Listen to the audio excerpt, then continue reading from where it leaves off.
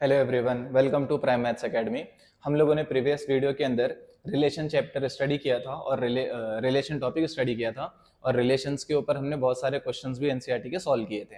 अभी next topic है, उसके बाद हमारे पास फंक्शन। अब यहाँ पर हम लोग देखेंगे कि फंक्शन का और रिलेशन का क्या कॉन्टेक्ट है और उसके बाद फंक्शंस क्या होता है एक्चुअल में, वो समझने की कोशिश करेंगे। तो सबसे पहले फंक्शन समझने से पहले हमको इमेज और प्री इमेज के बारे में भी पता होना जरूरी है। तो यहाँ पर हम एक एग्जांपल से वो चीजें समझने की कोशिश करते हैं। पहले सपोज करो हमारे पास एक रिलेशन है जो कि डिफाइंड है हमारे पास ए टू बी। ठीक है, एक रिलेशन है हमारे पास ए टू बी डिफाइंड है, वेर ए में हम कुछ एलिमेंट्स ले लेते हैं। जैसे कि सपोज करो यहाँ पर ए के अंदर हमारे पास एलिमेंट है 1 2 3 4 एंड 5। दूसरा सेट में यहाँ पर ले लेता हूँ बी, जिसके अंदर एलिमेंट है मेरे पास A B C and D. यहाँ पर सपोज करना इसमें 4 एलिमेंट्स है।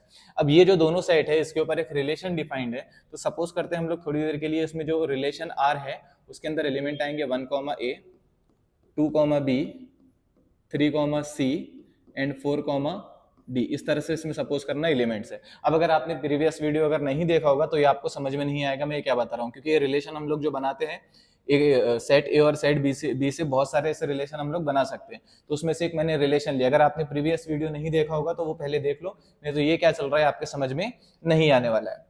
तो देखना यहाँ पर एक रिलेशन डिफाइंड है ए से बी के ऊपर और इस रिलेशन के अंदर ये हमारे पास एलिमेंट्स है। अब इसको मैं एक आपको एरो डायग्राम से बताता हूँ, यहाँ से हमको बहुत आसानी से ये चीजें क्लियर हो जाएगी। जैसे कि 1 2 3 4 एंड 5 ये सेट ए के एलिमेंट ले लिया है मैंने यहाँ पर, और सेट बी के एलिमेंट हम लोग यहाँ पर ले लेंगे, that is A B C and D. तो यहाँ पर समझना हमारा 1 किससे कनेक्टेड है ए से, तो ये 1 जाएगा ए के ऊपर। दूसरा 2 किससे कनेक्टेड है बी से, तो हमारा 2 किसके ऊपर जाएगा बी पर।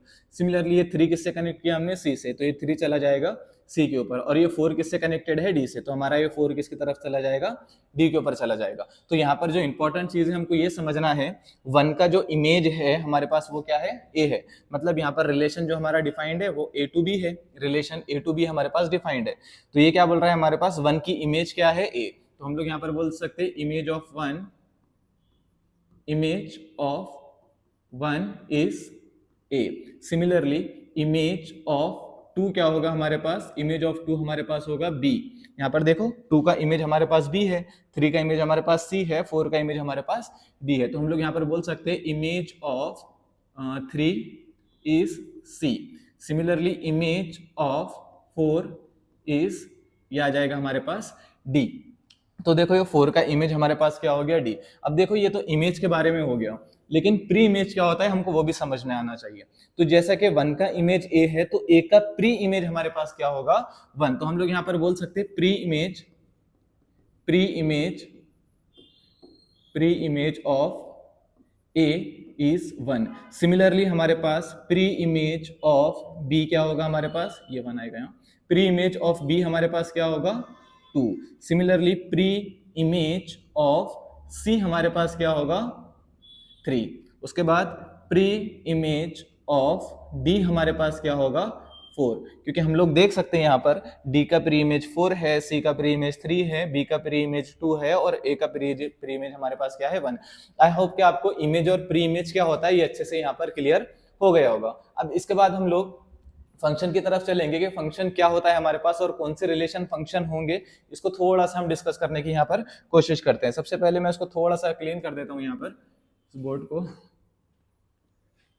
अब समझना यहाँ पर हम लोग फंक्शन के बारे में डिस्कस करेंगे, फंक्शन क्या चीज है और इनका फंक्शन का और इसका क्या रिलेशन है। तो सबसे पहले देखो अगर कोई हमारे पास एफ है ए टू बी हमारे पास कोई फंक्शन अगर डिफाइंड है, सपोज करो ये रिलेशन है, रिलेशन को फंक्शन होने के लिए क्या होना जरूरी है इन कंडीशन के बारे में हम बात करेंगे। सबसे पहले यहाँ पर हमारे पास पहली कंडीशन होती है कोई भी रिलेशन को फंक्शन होने के लिए या इस मैपिंग को फंक्शन होने के लिए हमारे पास जो पहली कंडीशन होती है, every element of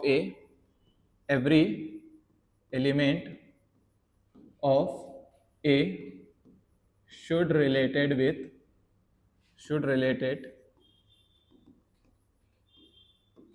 with element of B. पहली कंडीशन मतलब ए का हर एक एलिमेंट बी के किसी ना किसी एलिमेंट से रिलेटेड होना चाहिए। इसके बाद दूसरी कंडीशन होती है हमारे पास every element of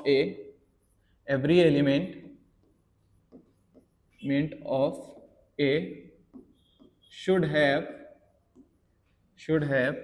unique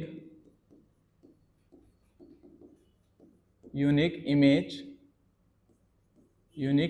in B. अब ये दोनों कंडीशन मैंने जो लिखा है यहाँ पर, इसका मीनिंग भी मैं आपको समझाता हूँ कि क्या होता है।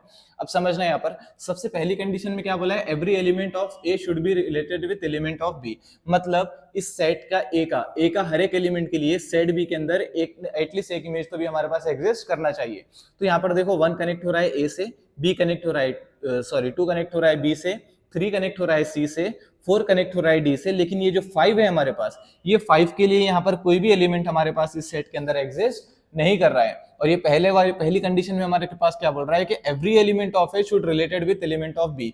मतलब ए का हर एक एलिमेंट बी के किसी ना किसी एलिमेंट से रिलेटेड होना चाहिए, तभी हमारे पास पहली कंडीशन क्या होगी, फुलफिल होगी। यहाँ पर देखो ये एलिमेंट बच रहा है, इसके लिए यहाँ पर कोई इमेज हमारे पास एग्जिस्ट नहीं कर रही। इसका मतलब ये जो हमारे पास मैपिंग गिवन है, या फिर ये हमारे पास जो एरो डायग्राम है, ये जो रिलेशन है हमारे पास, ये फंक्शन नहीं होगा।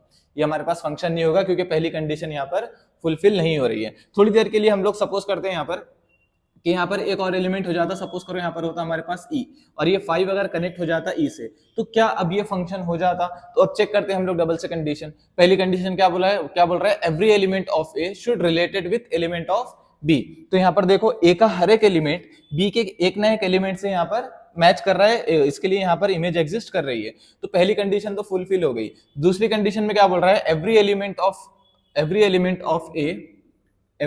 Of A should have unique image in B. तो यहाँ पर देखो इसके हर एक एलिमेंट के लिए यहाँ पर एक यूनिक इमेज एग्जिस्ट कर रही है। मतलब 1 के लिए 1 है, 2 के लिए भी है, सिमिलरली सबके लिए अलग अलग हमारे पास इमेज एग्जिस्ट कर रही है। सपोज करो मैं यहाँ पर एक एलिमेंट और ले लेता हूँ, अगर मेरे पास यहाँ पर 6 भी होता, मेरे पास यहाँ पर 6 होता और ये 6 भी हमारे पास चले जाता ई के ऊपर, ठीक है। यहाँ पर एक एलिमेंट और होता है, अगर कभी सेट ए में एक एलिमेंट में और ले लूं और ये 6 भी हमारा ई की तरफ जा रहा है, तो क्या अब इस कंडीशन में वो फंक्शन होता था? Let's see. पहले क्या बोल रहा है, पहली कंडीशन में every element of A should related with element of B. तो यहाँ पर देखो ए का हर एक एलिमेंट बी से रिलेटेड है, मतलब पहली कंडीशन फुलफिल हो गई। दूसरी कंडीशन में क्या बोल रहा है, every element of A should have unique image in B.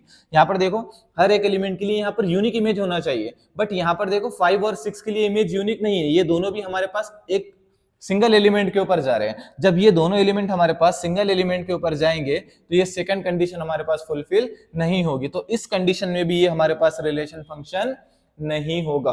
तो किसी भी रिलेशन को फंक्शन होने के लिए इन दोनों कंडीशंस को सेटिस्फाई करना जरूरी है। पहली कंडीशन में क्या बोल रहा है, ए के हर एक एलिमेंट के लिए यहाँ पर इमेज एग्जिस्ट करे। दूसरी कंडीशन में बोल रहा है कि वो जो इमेज एग्जिस्ट करेगी ए के हर एक एलिमेंट के लिए, वो यूनिक होना चाहिए, तभी हम लोग उसको फंक्शन बोलेंगे, अदरवाइज वो हमारे पास फंक्शन नहीं होगा। अभी अगर आपको नहीं भी समझा होगा तो हम इससे बहुत सारे अभी क्वेश्चंस देखेंगे, तब आपको बहुत आसानी से यहाँ पर क्लियर हो जाएगा। तो मैं कुछ क्वेश्चंस लेता हूँ यहाँ पर आपको ये चीज क्लियर करने के लिए। ये दोनों कंडीशंस को हम लोग यहाँ पर वेरीफाई कर चेक करेंगे, ठीक है। मैं क्या करता हूँ, यहाँ पर इसको रफ करता हूँ, ये कंडीशंस हम चेक करेंगे। अब देखना यहाँ पर,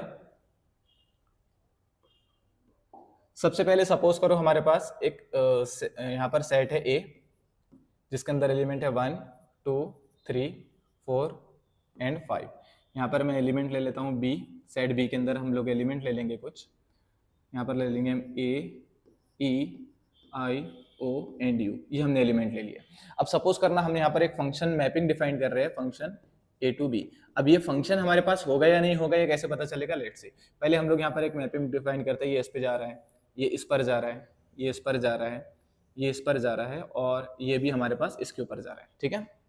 तो अगर आपको बोला जाए क्या ये फंक्शन है क्या नहीं बताओ, तो इसको फंक्शन को होने के लिए इन दोनों कंडीशंस का सेटिस्फाई होना जरूरी है। सबसे पहली कंडीशन में क्या बोल रहा है, every element of A should related with element of B. तो यहाँ पर देखो ए का हर एक एलिमेंट बी के हर एक एलिमेंट्स के साथ, मतलब ए का हर एक एलिमेंट बी के किसी ना किसी एलिमेंट के साथ रिलेटेड है, मतलब इसकी इमेज यहाँ पर एग्जिस्ट कर रही है। तो यहाँ पर कोई प्रॉब्लम नहीं, पहली कंडीशन तो होगी। पहली कंडीशन में सिर्फ इतना बोलता है कि ए के हर एक एलिमेंट के लिए बी के अंदर एक ना एक इमेज एग्जिस्ट करनी चाहिए, तो ए के हर एक एलिमेंट के लिए यहाँ पर इमेज एग्जिस्ट कर रही है। दूसरे उसमें क्या बोल रहा है कंडीशन में, every element of A should have unique image in B, यानी ए के हर एक एलिमेंट के लिए जो यहाँ पर इमेज एग्जिस्ट करेगी वो इमेज कैसी होना चाहिए, यूनिक होना चाहिए। बट हम यहाँ पर देख सकते हैं ये 4 और 5 दोनों भी हमारे पास ओ के ऊपर जा रहे हैं। अब ये दोनों के लिए यूनिक इमेज एग्जिस्ट नहीं कर रही, तो सेकंड कंडीशन फुलफिल होगी कि यहाँ पर नहीं, तो इसका मतलब ये हमारे पास फंक्शन नहीं होगा। नेक्स्ट हम लोग ये बात करेंगे, यहाँ पर सपोज करो दूसरा एक सेट लेते हैं हम लोग, एक फंक्शन है हमारे पास, इसमें एलिमेंट है ए, बी एंड सी। यहाँ पर सेट बी ले लेते हैं हम लोग, सेट बी के अंदर एलिमेंट है 1 2 3 4 5 एंड 6। ये हमारे पास एक सेट है ए और दूसरा सेट है हमारे पास यहाँ पर बी। अब यहाँ पर समझने की कोशिश करना, सपोज करो हमारे पास ये ए जा रहा है इसके ऊपर, ये बी जा रहा है इसके ऊपर और सी जा रहा है यहाँ पर 6 के ऊपर, ठीक है। तो यहाँ पर हम इसको चेक करेंगे, ये जो हमारे पास मैपिंग गिवन है, ये जो हमारे पास फंक्शन डिफाइंड है ए टू बी, क्या ये फंक्शन हमारे पास, क्या ये मैपिंग हमारे पास फंक्शन है या नहीं, हमको ये चेक करना है। तो कैसे चेक करेंगे, सबसे पहली कंडीशन क्या बोलती है हमारे पास कि ए के हर एक एलिमेंट के लिए यहाँ पर यूनिक इमेज एग्जिस्ट करना चाहिए। तो कर रही है क्या, तो देखो ए के हर एक एलिमेंट के लिए यहाँ पर एक ना एक इमेज एग्जिस्ट कर रही है, मतलब ए का हर एक एलिमेंट यहाँ पर एक इमेज बना रहा है। उसके बाद दूसरी कंडीशन क्या बोल रहा है कि वो एलिमेंट हमारे पास क्या होना चाहिए, यूनिक होना चाहिए। तो देखो यहाँ पर ये इसके साथ जा रहा है, ये इसके साथ जा रहा है, ये इसके साथ जा रहा है, तो सबके लिए यूनिक इमेज एग्जिस्ट कर रही है, मतलब ये हमारे पास क्या हो जाएगा, ये हमारे पास फंक्शन हो जाएगा। क्योंकि अब देखो यहाँ पर 3 4 5 तीन एलिमेंट यहाँ पर छूट रहे, बट हमारे पास कोडोमेन के लिए कुछ नहीं बोला है। हमारे पास जो कंडीशन है सिर्फ डोमेन के लिए है कि ए का हर एक एलिमेंट हमारे पास बी से रिलेटेड होना चाहिए। दूसरी कंडीशन, ए का हर एक एलिमेंट जो बी के साथ रिलेट होगा वो यूनिक होना चाहिए। तो यहाँ पर दोनों कंडीशन सेटिस्फाई हो गई, मतलब ये हमारे पास क्या हो जाएगा, फंक्शन हो जाएगा। तो ये बहुत आसानी से हम लोग इसको समझ सकते हैं, बट इसके अंदर कभी कभी हम लोग कंडीशंस को भूल जाते हैं, कंफ्यूजन होता है। तो इसके लिए क्या करना है, मैं बेसिक और सिंपल आपको वे बताता हूं जिससे आपको ये हमेशा के लिए याद रहेगा। क्या करना, सपोज करना इसमें जो सेट ए है हमारे पास, ये सेट ए में जो हमारे पास एलिमेंट्स है, सपोज करो ये स्टूडेंट का कलेक्शन है, ठीक है। ये जो सेट ए में हमारे पास स्टूडेंट एलिमेंट्स है, इसको स्टूडेंट का कलेक्शन सपोज करना, और सेट बी में जो हमारे पास एलिमेंट है इसको सपोज करना उनके परसेंटेज। अब देखो यहाँ पर ए का हर एक एलिमेंट इधर इसकी यूनिक इमेज एग्जिस्ट करना चाहिए, यही कंडीशन बोलता है हमारे पास फंक्शन। तो यहाँ पर अगर स्टूडेंट है और यहाँ पर उनके परसेंटेज है, तो किसी एक स्टूडेंट के दो परसेंटेज नहीं हो सकते। मतलब यहाँ पर ये A1 के ऊपर जा रहा है, सपोज करो A2 के ऊपर भी जा रहा है, तो ये एक स्टूडेंट है अकेला और इसके दो परसेंटेज नहीं हो सकते, मतलब एक स्टूडेंट का परसेंटेज एक ही होगा, ठीक है। तो इसलिए इससे हमको यहाँ पर एक चीज ये समझ में आ जाती है कि अगर हम इसको स्टूडेंट का कलेक्शन ले और इसको परसेंटेज ले तो इससे हमारा काम खत्म हो जाएगा, क्योंकि एक स्टूडेंट के दो परसेंटेज नहीं हो सकते। अगर एक स्टूडेंट के दो परसेंटेज हो रहे हैं तो समझ जाना वो फंक्शन नहीं है, ठीक है। तो यहाँ पर सिमिलरली आप इन एलिमेंट्स के लिए चेक कर सकते हो। तो ये फंक्शन के बारे में था, फंक्शन क्या होता है, फंक्शन को कैसे समझना है, ये चीज आपको अच्छे से आई होप के समझ में आ गई होगी, ठीक है। तो फंक्शन के लिए ये दो कंडीशंस को याद रखना है आपने, इन दोनों कंडीशन से हमारा फंक्शन का काम हो जाता है। अब देखो दूसरी चीज यहाँ पर एक और हम लोग समझेंगे, जो इंपॉर्टेंट पॉइंट है आपको समझ में आना चाहिए। अगर जो भी हमारे पास फंक्शन डिफाइंड है ए से बी के ऊपर, तो ए से बी के ऊपर हमारे पास फंक्शन बनेंगे बहुत सारे, हो सकता है बहुत सारे रिलेशन भी बनेंगे। तो सपोज करो हमारे पास जो नंबर ऑफ रिलेशन बनेंगे ना ए टू बी में हमारे पास जो नंबर ऑफ रिलेशन बनेंगे, ये नंबर ऑफ रिलेशन हमेशा हमारे पास नंबर ऑफ फंक्शन से ज्यादा या बराबर होंगे। F is defined from A to B, ये हमेशा हमारे पास रिलेशन फंक्शन से क्या होंगे, ज्यादा होंगे, क्योंकि रिलेशन के लिए कोई कंडीशन नहीं है, फंक्शन के लिए हमारे पास ये दोनों कंडीशन को सेटिस्फाई होना जरूरी है, तभी हमारे पास वो फंक्शन कहलाएगा। और रिलेशन होने के लिए बस क्या होना चाहिए, Cartesian product A cross B का आर ने क्या होना चाहिए, सबसेट होना चाहिए, तो वो रिलेशन हो जाता है। तो आर हमारे पास हमेशा क्या रहेगा, फंक्शन से ज्यादा रहेगा। मतलब रिलेशन का कलेक्शन, किसी दो सेट के ऊपर अगर हम कुछ रिलेशन डिफाइन कर रहे हैं और उन्हीं दो सेट के ऊपर अगर हम फंक्शन डिफाइन कर रहे हैं, तो हमारे पास नंबर ऑफ रिलेशन ज्यादा होंगे as comparison to number of functions. तो ये भी चीज हमको यहाँ पर समझ में आना जरूरी है।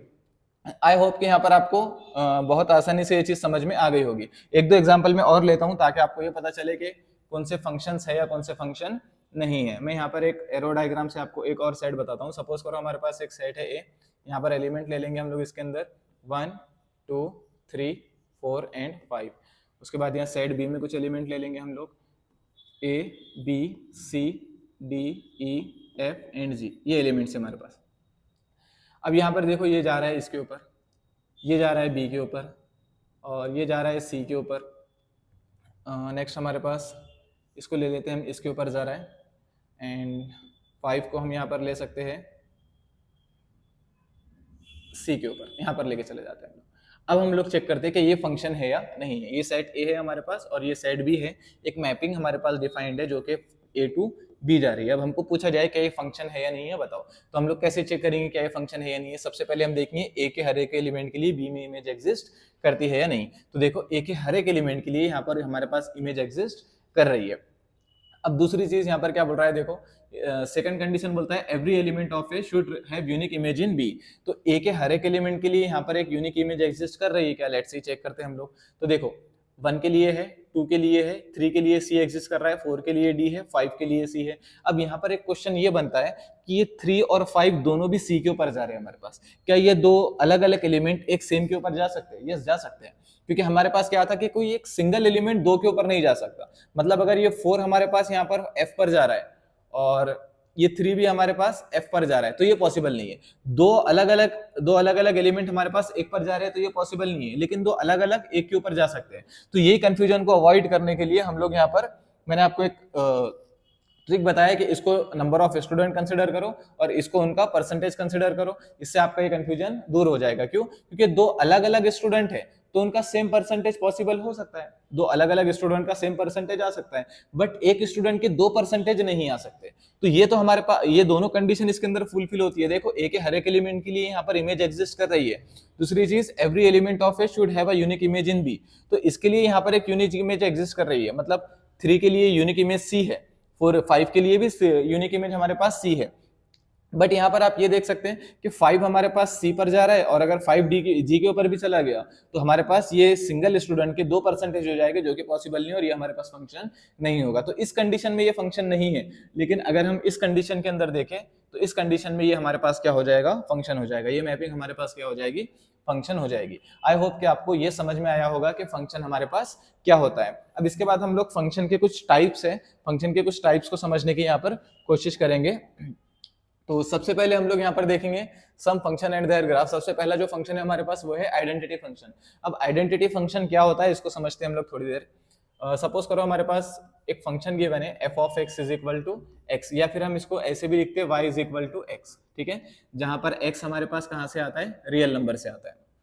अब देखो, ये जो फंक्शन हमारे पास डिफाइंड है इसको हम आइडेंटिटी फंक्शन बोलते हैं। क्यों आइडेंटिटी फंक्शन बोलते हैं हम इसको? क्योंकि इसमें हम जो इनपुट देंगे वही हमारे पास यहाँ पर क्या आने वाला है? आउटपुट आने वाला है। मतलब आप x के अंदर अगर सपोज करो आप 1 रखते हो तो आपको 1 मिलेगा। आप अगर f के अंदर 2 रखते हो तो आपको आंसर क्या मिलेगा? 2। अगर आप f के अंदर 3 रखते हो तो आपको आंसर क्या मिलेगा? यहाँ पर 3। अगर आपने f के अंदर -1 रखा तो आपको आंसर कितना मिलेगा? -1। अगर आप f के अंदर -2 रखते हो तो आपको आंसर मिलेगा -2, और अगर आप f के अंदर -3 रखते हो तो आपको आंसर क्या मिलेगा? यहाँ पर -3। तो ये फंक्शन हमारे पास क्या कहलाता है? Identity function. मैं इसका आपको ग्राफ बताता हूँ कि इसका ग्राफ किस तरह से बनेगा। सपोज करो हमारे पास ये x एक्सिस है और ये हमारे पास क्या है? y एक्सिस, ठीक है। तो यहाँ सपोज करना ये हमारे पास एलिमेंट है 1, this is 2, this is 3 and 4। यहाँ पर है हमारे पास 1, 2, 3 एंड 4। सिमिलरली हम लोग यहाँ पर भी ले लेंगे -1, -2, -3 एंड -4, और यहाँ पर भी हमारे पास है -1, -2, -3 एंड -4। तो हम लोग इसको समझते हैं यहाँ पर कि आइडेंटिटी फंक्शन क्या होता है। देखो, जैसे ही मैं यहाँ पर इनपुट 1 रख रहा हूँ तो यहाँ पर आउटपुट भी मुझे क्या मिल रहा है? 1। मतलब ये क्या हो जाएगा हमारे पास? 1, 1, 1 कौन सा एलिमेंट है हमारे पास? देखो, x पे भी 1, y पे भी 1, मतलब हमारे पास ये पॉइंट होगा। दूसरा हमारे पास क्या बोल रहा है? यहाँ पर जो हमें इनपुट दे रहे हैं वही हमारे पास आउटपुट मिल रहा है, तो ये क्या आ जाएगा हमारे पास? 2, 2। तो दूसरा एलिमेंट हमारे पास यहाँ कहाँ बनेगा? यहाँ पर बनेगा 2, 2। तीसरा एलिमेंट हम लोग देखते हैं, यहाँ पर क्या बनेगा? 3, 3। उसके बाद सिमिलरली ये क्या बनेगा? -1, -1, ये आएगा -2, -2, और ये आएगा -3, -3। तो इन एलिमेंट्स को अगर मैं यहाँ पर ड्रॉ करूँ तो ये 3, 3 हमारे पास यहाँ पर आएगा कहीं तो भी। उसके बाद ये आएगा यहाँ पर, फिर ये -2, -2 यहाँ आएगा, और -3, -3 यहाँ पर आएगा। और इन सारे एलिमेंट्स को अगर मैं यहाँ पर ज्वाइन कर दूँ, तो हमारे पास किस तरह से स्ट्रेट लाइन बनेगी समझना। इन सारे एलिमेंट्स को मैं क्या कर देता हूँ? यहाँ पर एक लाइन से, स्ट्रेट लाइन से ज्वाइन कर देता हूँ। अब यहाँ पर देखो, हमारे पास ये जो एलिमेंट्स हम लोग ने लिए थे, ये एलिमेंट एक लाइन के ऊपर नहीं आ रहे। क्यों नहीं आ रहे ये एक लाइन के ऊपर? ये एक लाइन पर इसलिए नहीं आ रहे क्योंकि हमने रैंडमली लिए पॉइंट्स को, ठीक है। तो ये हमारे पास एक लाइन है, सपोज करना ये हमारे पास एक लाइन है जो इन सारे पॉइंट से क्या होती है? ये लाइन पास हो रही है यहाँ पर। तो ये एक पॉइंट आएगा, उसके बाद ये पॉइंट होगा हमारे पास, ठीक है। तो समझना इसको थोड़ा सा।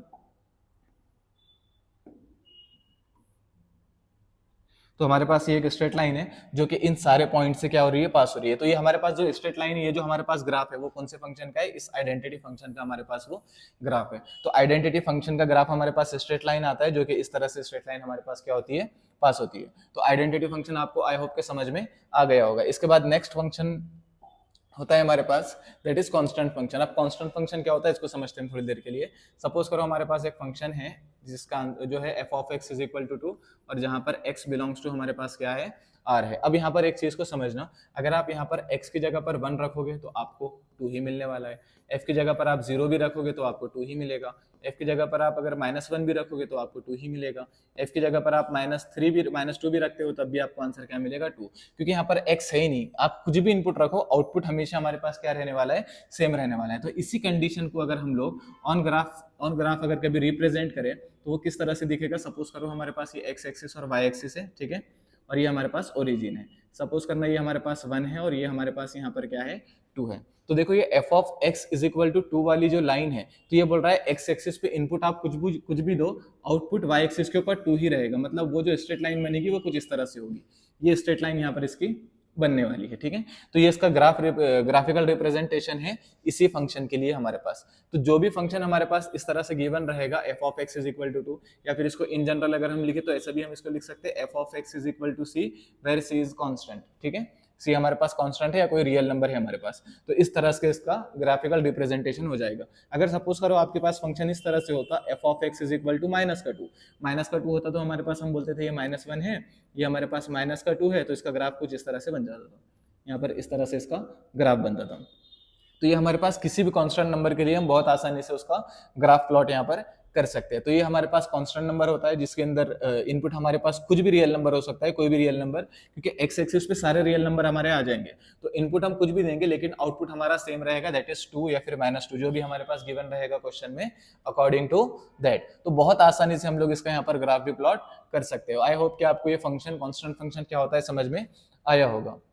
नेक्स्ट चलते हैं हम लोग। इसके बाद हमारे पास जो फंक्शन है वो है पॉलिनोमियल फंक्शन। अब पॉलिनोमियल हमको पता है क्या होता है। देखो यहाँ पर जैसे कि हमारे पास ये एग्जांपल गिवन है एक फंक्शन का, जैसे f of x is equal to a0 plus a1x plus a2x square plus and so on up to plus an x raise to n। ये हमारे पास एक पॉलिनोमियल फंक्शन है, ठीक है। तो एक एग्जांपल लेते हैं हम लोग और एग्जांपल लेके समझने की कोशिश करते हैं। सपोज करो मेरे पास एक फंक्शन है f of x is equal to x square. अभी हमारे पास क्वाड्रेटिक इक्वेशन है, यानी कि हमारे पास क्या है, क्वाड्रेटिक पॉलिनोमियल। तो इस क्वाड्रेटिक पॉलिनोमियल का ग्राफ कैसे बनेगा या पॉलिनोमियल का ग्राफ कैसे बनेगा उस चीज को हम यहाँ पर समझने की कोशिश करते हैं। जहां पर x हमारे पास कहाँ से आता है, ये x हमारे पास r से आता है। तो इसी क्वेश्चन को हम ग्राफिकल रिप्रेजेंटेशन के थ्रू देखने की कोशिश करते हैं। सपोज करो ये हमारे पास x एक्सिस है, ये हमारे पास x एक्सिस और ये हमारे पास इसका y एक्सिस, ठीक है। ये हमारे पास है ओरिजिन। यहाँ कुछ एलिमेंट ले लेंगे, यहाँ नंबर्स ले लेंगे 1 2 3 4। यहाँ पर आ जाएगा हमारे पास -1, ये हो जाएगा -2, ये हो जाएगा -3 और ये हो जाएगा हमारे पास -4, ठीक है। अब यहाँ पर भी ले लो नंबर 1, दिस इज 2 3 एंड 4। अब समझना यहाँ पर ये हमारे पास f of x is equal to x square जो फंक्शन है, इसके अंदर अगर कभी मैं 1 पुट करता हूँ तो आंसर क्या आएगा, 1 का स्क्वायर 1 आ जाएगा हमारे पास। तो यहाँ पर एलिमेंट क्या होंगे हमारे पास, हमने इनपुट 1 दिया, आउटपुट भी क्या मिला 1, तो ये आएगा 1,1। इसके बाद अगर हम लोग यहाँ पर इसके अंदर रखते हैं 2, अगर मैं इसके अंदर 2 को पुट करता हूँ तो आंसर क्या आएगा 2 का स्क्वायर यानी कि 4, यानी कि आंसर क्या आएगा हमारे पास यहाँ पर, जब हम इसके अंदर 2 को पुट कर रहे हैं तो मिल क्या रहा है हमको 4। अगर मैं इसके अंदर -1 रखता हूँ तो -1 भी रखूंगा मैं, तो -1 का स्क्वायर हमारे पास क्या आएगा +1, यानी -1,+1। अगर मैं यहाँ पर माइनस का 2 रखता हूँ, मैंने माइनस का 2 रखा तो -2 का स्क्वायर हमको पता है कितना आता है 4, तो यहाँ पर एलिमेंट क्या आ जाएंगे हमारे पास -2,4। तो इस तरह से। और अगर कभी मैं f ऑफ 0 रखता हूँ तो f ऑफ 0 की वैल्यू भी कितनी आ जाएगी हमारे पास 0, क्योंकि 0 का स्क्वायर हमारे पास क्या होगा 0, तो यहाँ पर इसके कोऑर्डिनेट आएंगे 0,0। तो इन पॉइंट को अगर मैं ग्राफ के ऊपर प्लॉट करना चाहूँ तो कैसे आएगा, देखो 1,1 हमारे पास कहाँ पर आ जाएगा, यहाँ पर इस तरह से आएगा 1,1। उसके बाद दूसरा पॉइंट है 2,4 हमारे पास कहाँ पर आएगा, देखना ये 2,4 यहाँ पर आएगा, ये दूसरा पॉइंट होगा हमारा। तीसरा पॉइंट क्या है, -1,-1, तो ये -1 है हमारे पास, +1 बोले तो ये पॉइंट होगा, ठीक है। नेक्स्ट हम लोग देखते हैं यहाँ पर -2,4 बोले तो ये -2 और ये 4 हमारे पास यहाँ पर है, तो वो ये पॉइंट होगा कोई तो भी, ठीक है, -2,4। नेक्स्ट है हमारे पास 0,0 मतलब ओरिजिन। तो इस ग्राफ को अगर हम लोग देखना चाहें तो वो इस तरह से बन रहा है, देखो इस तरह से हमारे पास ये ग्राफ जाएगा। तो आई होप कि आपको ये समझ में आ रहा होगा, यहाँ पर कहीं तो भी समझना है पॉइंट है, ठीक है, इसके ऊपर। तो ये हमारे पास क्वाड्रेटिक इक्वेशन का यानी कि पॉलिनोमियल फंक्शन का ग्राफ है।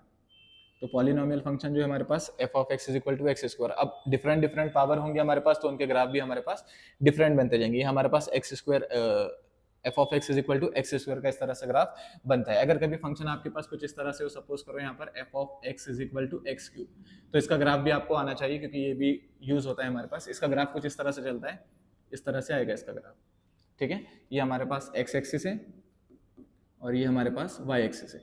आप ये फंक्शन के अंदर इनपुट रियल नंबर पुट करके देखो, इसके अकॉर्डिंगली वैल्यूज निकालो और उसको ग्राफ को प्लॉट करके देखो, तो वो इस तरह से ग्राफ बनेगा उसका, ठीक है। यही पैटर्न में उसका ग्राफ आएगा। तो ये f of x is equal to x square का ग्राफ है और ये ग्राफ हमारे पास f of x is equal to x cube का ग्राफ है। आई होप कि आपको ये पॉलिनोमियल फंक्शन क्या होता है और पॉलिनोमियल फंक्शन का ग्राफ हम किस तरह से प्लॉट करते हैं ये आपको अच्छे से समझ में आ गया होगा। नाउ नेक्स्ट टाइप की तरफ चलते हैं हम लोग, दैट इज रैशनल फंक्शन। अब इसके बाद जो फंक्शन है हमारे पास वो क्या है, रैशनल फंक्शन। रैशनल फंक्शन हमारे पास कौन से फंक्शन होते हैं, ऐसा फंक्शन जो न्यूमरेटर और डिनोमिनेटर दोनों भी हो, इस टाइप के फंक्शंस को हम बोलेंगे रैशनल फंक्शंस, जहां पर जी ऑफ एक्स क्या होना चाहिए, नॉन जीरो होना चाहिए, क्योंकि डिनोमिनेटर में है ना, डिनोमिनेटर में अगर जीरो आ गया तो आंसर नॉट डिफाइंड हो जाता है।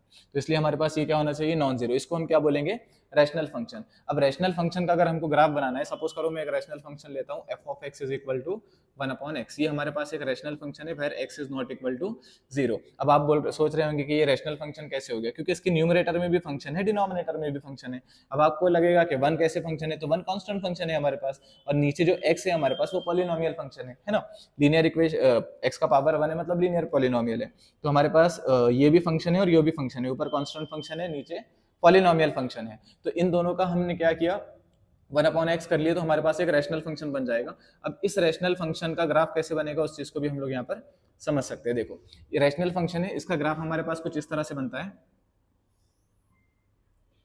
ये हमारे पास x एक्सिस है, दिस इज y एक्सिस। इसका ग्राफ किस तरह से बनेगा समझना।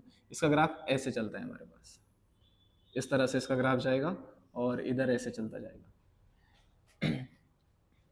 थोड़ा सा ही ऐसे ग्राफ चलेगा, ठीक है। मतलब यहाँ पर आपके पास वैल्यू है 1, यहाँ पर 2, 3 एंड सो ऑन, ऊपर 1, 2 एंड 3 यहाँ पर वैल्यूज है, यहाँ पर -1, माइनस का 2 और माइनस का 3। सिमिलरली यहाँ पर माइनस का 1, माइनस का 2 एंड माइनस का 3, ये वैल्यूज है यहाँ पर। तो यहाँ पर समझने की कोशिश करना, ये हमारे पास जो फंक्शन है ना f of x is equal to 1/x, ये उसका ग्राफ है। और इन ग्राफ को याद रखो, ये आपको काम आने वाला है क्वेश्चंस के टाइम पर, ठीक है। तो ये इसका ग्राफ कैसे बनेगा इस तरह से, तो समझना। जैसे ही आप x की जगह देखो 0 नहीं पुट कर सकते, इसलिए मैंने यहाँ पर पहले ही कंडीशन डाल दिया x is not equal to 0, क्योंकि x अगर 0 हो गया तो 1/0 नॉट डिफाइंड हो जाएगा हमारे पास, ठीक है। तो x के ऊपर कंडीशन है कि वो नॉन जीरो होना चाहिए। नेक्स्ट हमारे पास x की वैल्यू देखो, आप क्या करते जाओ, x की वैल्यू को आप जितना छोटा करोगे, मतलब जितना इसको 0 के नजदीक लाओगे, तो देख सकते हैं हम लोग यहाँ पर हमारे पास 1 है। जैसे ही आप फंक्शन x की जगह पर 1 पुट करोगे, मतलब यहाँ पर आप f ऑफ 1 निकालोगे, तो 1/1 आपके पास आंसर क्या आ जाएगा, 1। यहाँ पे 1,1 आपके पास पॉइंट बनेगा, तो देखो यहाँ पर वो पॉइंट आ जाएगा 1,1। अब जैसे ही आप इसके अंदर कोई छोटा पॉइंट पुट करते हो, जैसा कि f ऑफ 1/2, आपने 1/2 को पुट किया, तो ये क्या हो जाएगा हमारे पास 1/x की जगह। अब देखो यहाँ पर x था हमारे पास, ठीक है। ये f of x is equal to 1/x है। अब x की जगह हम क्या पुट कर रहे हैं, 1/2। तो जैसे ही 1/2 पुट करेंगे तो डिनोमिनेटर का फंक्शन कहा जाता है न्यूमरेटर में, तो ये पॉइंट क्या हो जाएगा 1,2, सॉरी 1/2,2 होगा। ये आएगा हमारे पास, क्योंकि इनपुट हमारा 1/2 था ना, ये इनपुट हमारा 1/2 था, तो 1/2,2। तो जैसे ही हम लोग इधर आए, मतलब 0 की तरफ आए, तो फंक्शन कहाँ चला गया हमारा, यहाँ पर 2 के ऊपर। मतलब हम जैसा जैसा 0 की तरफ आएंगे, 0 के नजदीक आएंगे, तो हमारी वैल्यूज क्या होती जाएंगी, इंक्रीज होती जाएंगी, और वो कहाँ तक चली जाएगी, इन्फिनिटी तक। मतलब आप 0 के जितना करीब आओगे, आपका जो फंक्शन है वो वैल्यू उतनी ज्यादा देगा। जैसे ही आप 0 के बहुत नजदीक आ जाओगे या फिर 0 पर आ जाओगे, तो 1/0 आपके पास क्या हो जाएगा, वो नॉट डिफाइंड हो जाएगा। तो जैसा जैसा आप 0 की तरफ आ रहे हो, तो फंक्शन हमारा क्या हो रहा है, यहाँ पर इंक्रीज हो रहा है। सिमिलरली अगर आप नेगेटिव वैल्यूज को पुट करते हो, तो वो -इन्फिनिटी की तरफ, इधर नीचे की तरफ जाएगा। तो ये f of x is equal to 1/x का ग्राफिकल रिप्रेजेंटेशन हमारे पास इस तरह से होता है। आई होप कि आपको ये समझ में आया होगा कि रैशनल फंक्शन क्या होता है और इसका ग्राफ हमारे पास किस तरह से बनाया जाता है। यहाँ पर नॉन जीरो की कंडीशन होना जरूरी है, क्योंकि अगर ये कंडीशन नहीं होगी तो ये फंक्शन ही हमारे पास डिफाइंड नहीं होगा। आई होप कि ये आपको क्लियर हो गया होगा। Now next question, next function की तरफ हम लोग चलते हैं। इसके बाद हमारे पास जो फंक्शन है वो है मॉड्यूलस फंक्शन। तो सबसे पहले हम लोग समझेंगे कि मॉड्यूलस फंक्शन हमारे पास होता क्या है। मॉड्यूलस फंक्शन को हम इस तरह से लिखेंगे यहाँ पर, f of x is equal to mod x, ये होता है हमारे पास। इसका एक्चुअली मीनिंग क्या होता है मॉड्यूलस फंक्शन का, ये फंक्शन है हमारे पास, सपोज करो मॉड x, इसको हम इस तरह से डिफाइन करेंगे। इसकी वैल्यू x होगी if x is greater than 0 और इसकी वैल्यू हमारे पास -x होगी if x is less than 0। अगर हमारे पास x नेगेटिव है या x की वैल्यू हमारे पास लेस देन 0 है तो हमारे पास ये फंक्शन इस तरह से डिफाइंड होता है।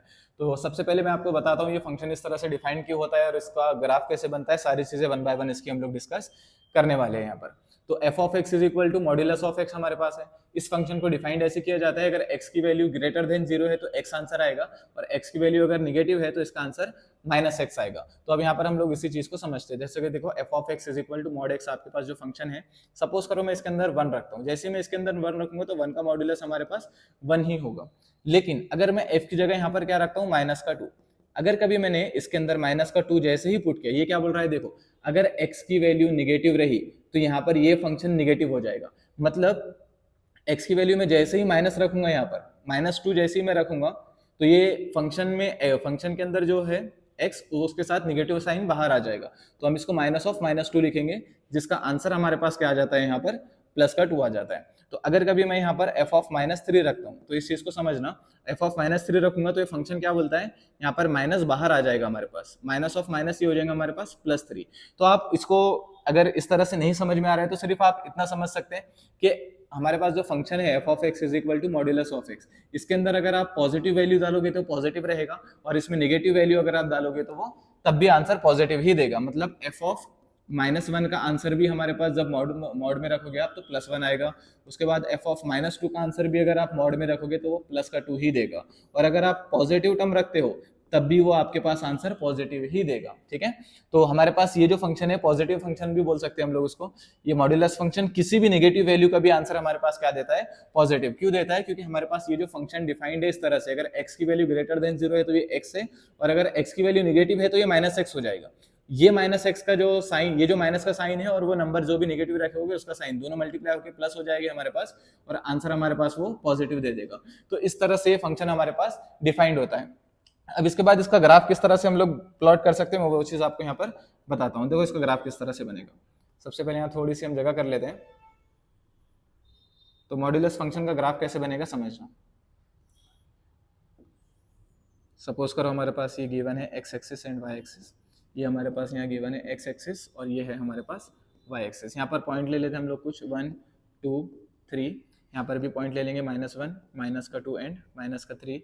सिमिलरली ये 1 2 एंड 3 हमारे पास ये नंबर से सपोज करो। ठीक है, अब देखो ये जो हमारा फंक्शन है एफ ऑफ एक्स, जैसा कि मैंने आपको बताया f of x is equal to modulus of x जो फंक्शन है, इसके अंदर अगर आप 0 को पुट करोगे तो ये मॉड 0 हो जाएगा और मॉड 0 हमारे पास 0 ही होता है। तो यहाँ पर पॉइंट क्या बनेगा 0,0। अगर आप इसके अंदर पॉइंट 1 पुट करते हो तो ये क्या हो जाएगा आपके पास मॉड 1 और मॉड 1 की वैल्यू 1 ही आती है, मतलब ये हो जाएगा 1,1। अगर आप इसके अंदर 2 पुट करते हो तो जैसे ही आप इसके अंदर 2 पुट करोगे तो ये हो जाएगा मॉड्यूलस ऑफ 2 और मॉड्यूलस ऑफ 2 होता है तो इसका आंसर भी हमारे पास क्या आ जाएगा 2,2। अगर आप इसमें नेगेटिव वैल्यूज को रखोगे एफ ऑफ -1 रखेंगे तो मॉड -1 होगा और मॉड -1 की वैल्यू +1 आती है तो ये भी आंसर क्या हो जाएगा -1,1, मतलब इनपुट -1 था आउटपुट +1 मिला।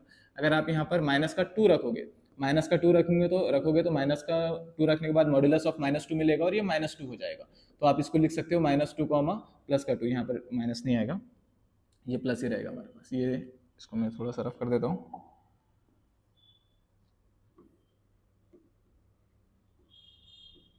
ये हमारे पास +2 रहेगा। ठीक है, तो -2 रखने के बाद आंसर में क्या मिलेगा +2। तो इन्हीं पॉइंट्स को अगर मैं ग्राफ के ऊपर प्लॉट करूँ तो समझना यहाँ पर सबसे पहला पॉइंट क्या है 0,0, मतलब वो यहाँ से पास होने वाला है। ठीक है, उसके बाद 1,1 मतलब यहाँ पर आएगा इस तरह से। ठीक है, 1,1 मतलब हमारे पास ये पॉइंट होगा। उसके बाद दूसरा पॉइंट क्या है देखो 2,2 मतलब ये पॉइंट होगा। उसके बाद यहाँ पर है हमारे पास -1, +1 मतलब ये पॉइंट और -2, +2 मतलब वो आएगा हमारे पास ये पॉइंट, यहाँ कहीं तो भी ये पॉइंट आएगा। तो इसका ग्राफ कुछ इस तरह से बनता है, ये इस तरह से इसका कुछ तो भी ग्राफ बन जाएगा। तो ये हमारे पास मॉड्यूलस ऑफ एक्स का ग्राफ है। हमारा जो फंक्शन है ना f of x is equal to mod x, उसका ग्राफ इस तरह से आता है। ये ग्राफ कभी भी वाई एक्सिस के नेगेटिव साइड में नहीं जाएगा क्योंकि आप कोई भी वैल्यू रख दो एक्स की, उसकी वैल्यू हमेशा हमारे पास हम देख सकते हैं। देखो ये जितने भी सेकंड पॉइंट्स है सारे के सारे हमारे पास क्या है पॉजिटिव, इसका आंसर ऑलवेज पॉजिटिव आता है, इसलिए इसका ग्राफ जो है तो वाई एक्सिस के पॉजिटिव साइड में बनता है पूरा। तो ये f of x is equal to mod x का हमारे पास ग्राफ बनता है। और ये मॉड्यूलस फंक्शन डिफाइंड इस तरह से होता है, इस तरह से हम उसकी वैल्यूज निकाल सकते हैं और इस तरह से उसका ग्राफ बनेगा। आई होप कि आपको क्लियर हो गया होगा अच्छे से कि मॉड्यूलस फंक्शन क्या है और मॉड्यूलस फंक्शन क्या होता है, उसका ग्राफ किस तरह से बनाया जाता है। अगर कुछ नहीं समझ में आया तो आप कमेंट बॉक्स में बता सकते हो। नेक्स्ट फंक्शन की तरफ चलते हैं हम लोग। इसके बाद जो फंक्शन है हमारे पास वो है सिग्नम फंक्शन। अभी इस फंक्शन को समझते हैं हम लोग। सबसे पहले फंक्शन डिफाइंड कैसे होता है। ये फंक्शन हमारे पास कुछ इस तरह से डिफाइंड होगा, f of x is equal to, इसकी वैल्यू होगी 1, f of x is equal to 1 if x is greater than 0। अगर x की वैल्यू ग्रेटर देन 0 है हमारे पास तो ये हमारे पास 1 वैल्यू देगा, और अगर x की वैल्यू हमारे पास 0 है तब ये हमारे पास 0 वैल्यू देगा, और अगर x की वैल्यू हमारे पास 0 से छोटी है तो उस टाइम में हमारे पास ये वैल्यू कितनी देगा, -1। मतलब बेसिकली मतलब ये है कि किसी भी पॉजिटिव नंबर के लिए ये आंसर ऑलवेज 1 देगा, x इज इक्वल टू 0 के लिए 0 देगा, और x इज लेस देन 0 के लिए हमारे पास ये -1 देगा। इसको डिफाइंड इस तरह से किया गया। अगर आप इसका ग्राफिकल रिप्रेजेंटेशन देखना चाहे तो वो कुछ इस तरह से रहेगा हमारे पास। सपोज करना ये हमारे पास x एक्सिस है और ये है हमारे पास y एक्सिस। अब देखना यहाँ पर ये हमारे पास सपोज करो 1 है और ये हमारे पास यहाँ पर -1 है, ठीक है। तो मैं ये ग्राफ आपको बताने की कोशिश करता हूँ। यहाँ पर क्या बोल रहा है, देखो x की हर पॉजिटिव वैल्यू के लिए, मतलब x हमारे पास कुछ भी हो यहाँ से पॉजिटिव वैल्यू के लिए, 0 से आगे का कोई भी x अगर आप यहाँ से लेंगे, कोई भी x, तो यहाँ पर हमारे पास ये ग्राफ क्या देने वाला है, 1 ही देने वाला है। मैं इसको थोड़ा अलग कलर से बताता हूँ आपको।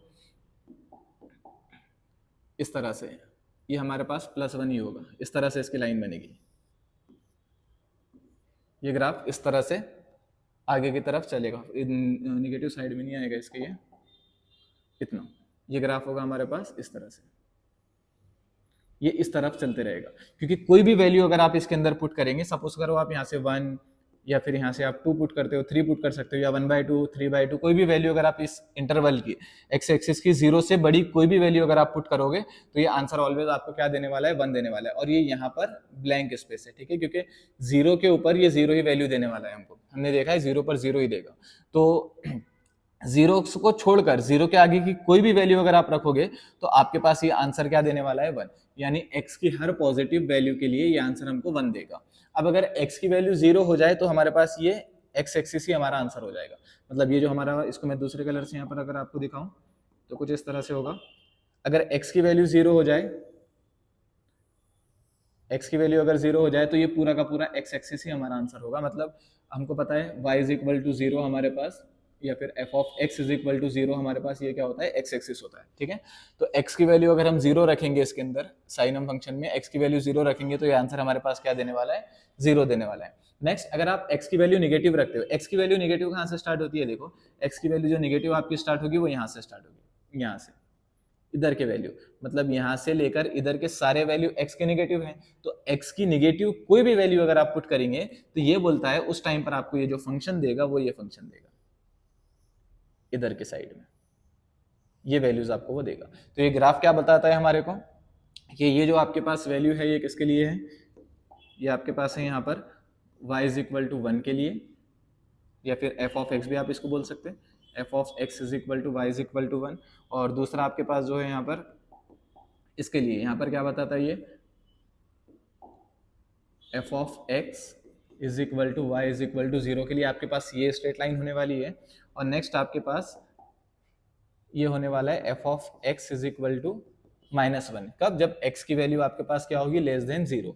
x की वैल्यू अगर लेस देन 0 है तो वहां पर f of x is equal to 1 इस साइड में ये ग्राफ देगा, और अगर आपके पास x की वैल्यू ग्रेटर देन 0 है तो ये ग्राफ इधर देगा, और अगर x की वैल्यू आपकी 0 है तो ये आपके पास जो येलो कलर की लाइन आपको दिख रही है यहाँ पर आपको ग्राफ देगा, ठीक है।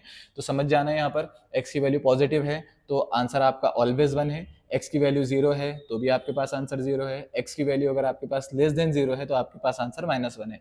मतलब आप अगर पूछोगे कि सर -100 अगर हमारे पास है तो इसका आंसर क्या होगा, तो x की वैल्यू है निगेटिव पुट कर रहे हो आप, निगेटिव पुट कर रहे हो मतलब -1।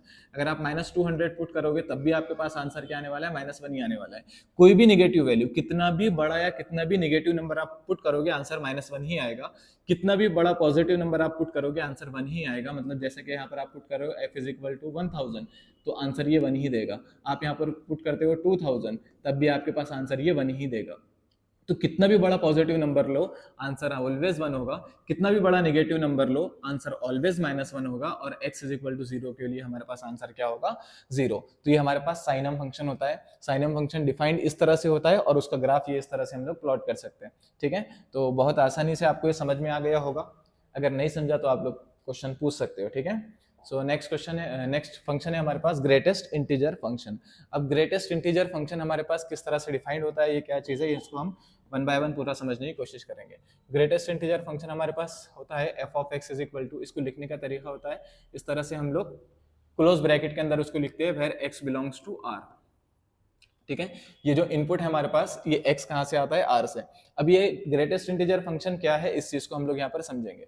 ये फंक्शन कुछ इस तरह से डिफाइंड होता है कि आप इस x की वैल्यू समझना, ये जो आप इनपुट इसके अंदर दे रहे हो, ये इनपुट, अगर ये इनपुट आप यहाँ पर 0 से लेकर 1 तक कोई भी वैल्यू पुट करोगे, मतलब अगर मैं आपको यहाँ पर उस पर बताता हूँ, पहले इसको समझना। अगर आप x की वैल्यू 0 या 0 से बड़ी पुट करोगे, कहां तक, 1 तक, लेस देन और 0 या 0 से बड़ी और लेस देन 1, इसके अंदर ये ऑलवेज हमारे पास फंक्शन आंसर क्या देगा, हमारे पास 0 देगा। मतलब इसको मैं ग्राफ पे बताता हूँ आपको, ये डायरेक्ट नहीं समझ में आएगा इस तरह से, इसको मैं ग्राफ पे बताता हूँ आपको, समझना। इसका जो ग्राफ होता है हमारे पास कुछ इस तरह से बनेगा।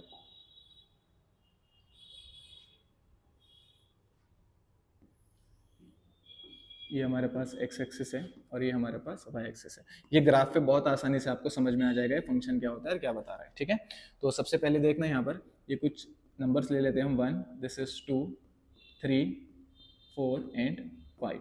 यहाँ पर भी नंबर ले लेंगे हम कुछ, -1, माइनस का 2, माइनस का 3, माइनस का 4, माइनस का 4 एंड माइनस का 5। उसके बाद हम यहाँ कुछ नंबर लेंगे 1, 2, 3, 4, -1, -2, -3 एंड -4। ये कुछ नंबर्स हम लोग ले लेते हैं। अब देखो यहाँ पर इसका फंक्शन का ग्राफ कैसे बनेगा, ग्राफ से आपको सारी चीजें क्लियर हो जाएगी अबाउट द फंक्शन। तो देखना यहाँ पर, ये बोलता है जब भी x की वैल्यू 0 से 1 के बीच में होगी तो आंसर आपके पास ऑलवेज क्या होगा, 0। तो मैं यहाँ पर क्या करता हूँ, ग्राफ को हमारे पास, हम लोग यहाँ ग्रीन से देखेंगे, यहाँ पर ग्राफ देगा हमारे पास, बट ये 1 को अटेंड नहीं करेगा। जैसे ही हम 1 पुट करेंगे, मतलब देखो फंक्शन की वैल्यू आप यहाँ पर पुट करोगे सबसे पहले 0, तो आंसर आपके पास greatest integer function of 0, answer क्या आएगा, 0 ही आएगा।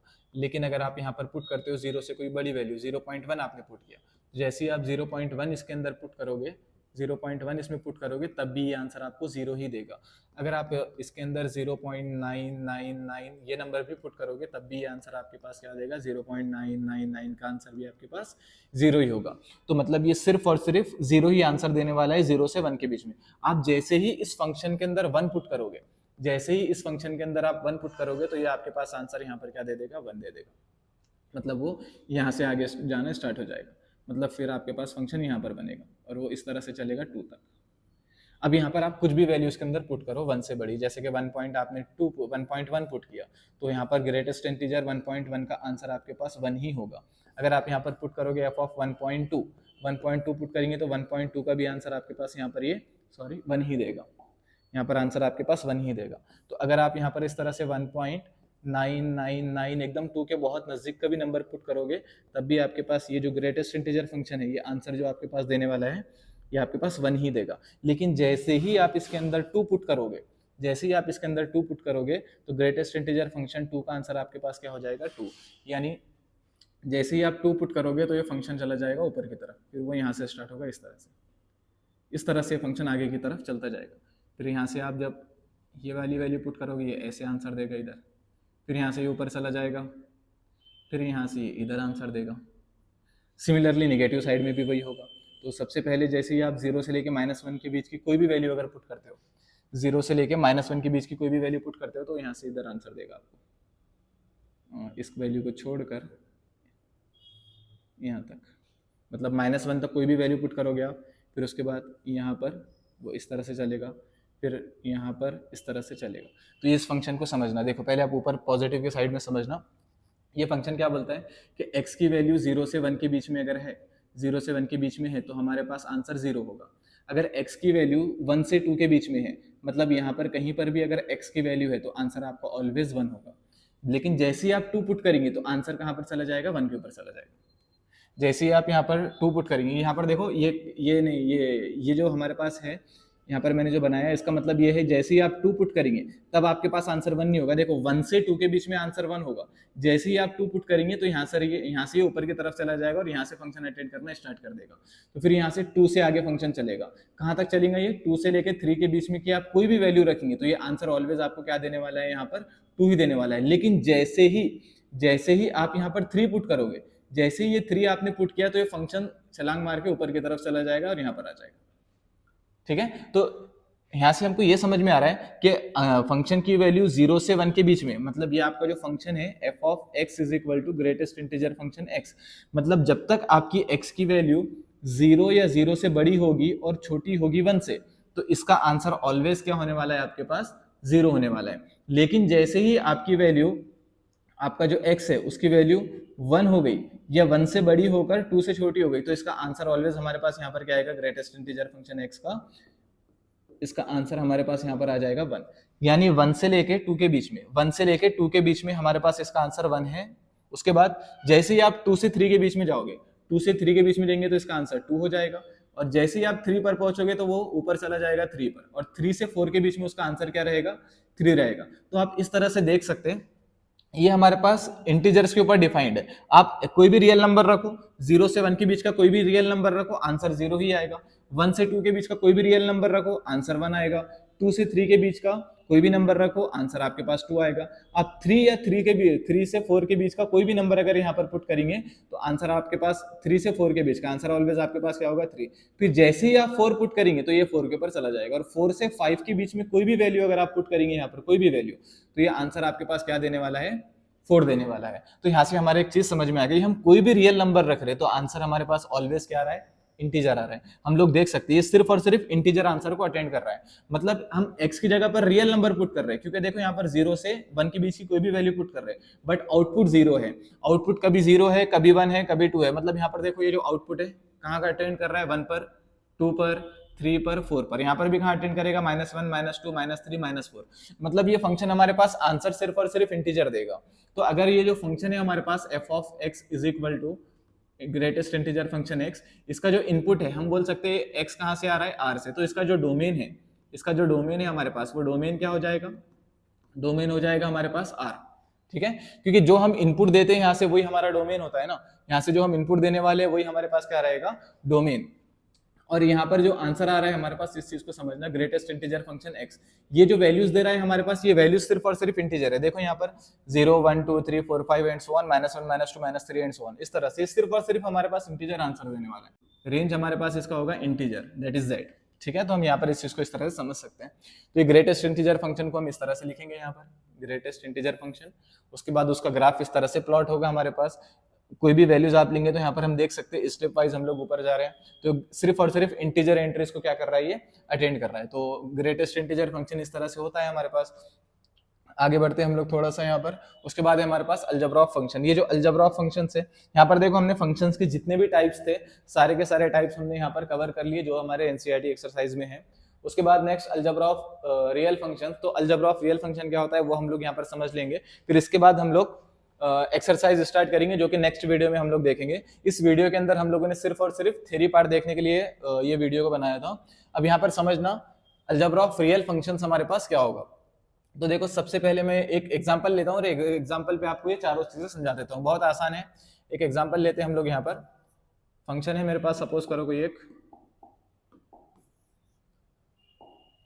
एग्जांपल ले लेंगे हम लोग। यहाँ पर एक फंक्शन है मेरे पास f of x is equal to x square, और दूसरा फंक्शन है मेरे पास g of x is equal to 2x plus 1। अब इन दोनों फंक्शन को अगर ऐड करना है, सबसे देखो एडिशन ऑफ 2 रियल फंक्शन, तो क्या होगा हमारे पास, इन दोनों फंक्शन को ऐड करना है तो f plus g of x, f plus g of x। तो क्या करना है, देखो f ऑफ x क्या है हमारे पास, x square plus g of x हमारे के पास क्या है 2x plus 1।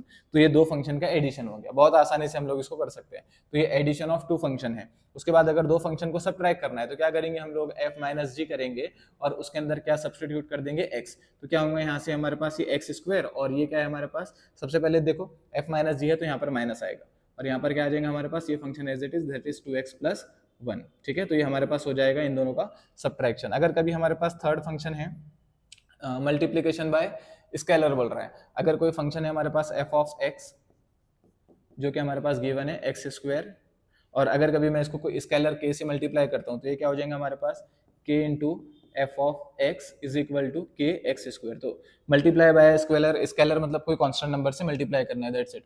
Multiplication of two real function, दो रियल फंक्शन का मल्टीप्लिकेशन कैसे होगा उस चीज को हम समझेंगे यहाँ पर। देखो एक फंक्शन हमारे पास एफ ऑफ एक्स और जी ऑफ एक्स हम लोग ने लिया हुआ है, तो मल्टीप्लिकेशन क्या होगा इसका f into g of x. तो यहाँ पर हम लोग क्या लिखेंगे, एफ फंक्शन क्या है हमारे पास एक्स स्क्वायर, और जी कितना फंक्शन है हमारे पास 2x प्लस 1, तो इन दोनों को प्रोडक्ट कर देंगे हम लोग, तो ये हो जाएगा हमारे पास 2x square plus x square. तो हम लोग इसको लिख सकते हैं यहाँ पर 3x स्क्वायर।